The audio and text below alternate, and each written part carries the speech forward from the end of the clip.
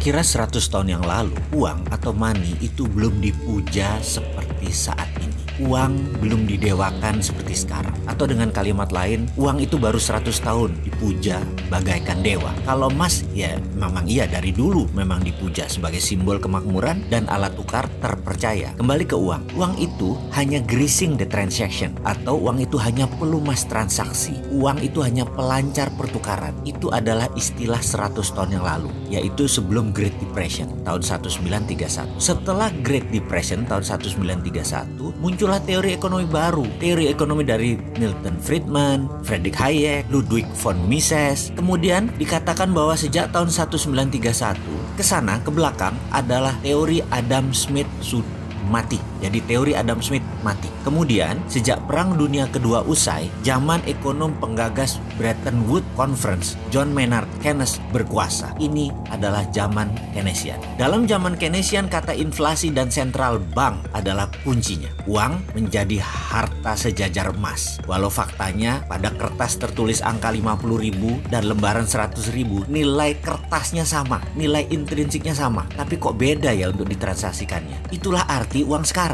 Memiliki uang menjadi Tuhan tersendiri. Uang menjadi dipuja, uang bahkan disembah. Namun ada fakta baru. Di tahun 2008 ketika subprime mortgage terjadi, hancurlah bank, hancurlah raja uang, mitranya Federal Reserve. Maka dengan lantang kita seharusnya berani mengatakan Keynesian is dead atau Keynesian sudah mati. Teori Keynesian usang.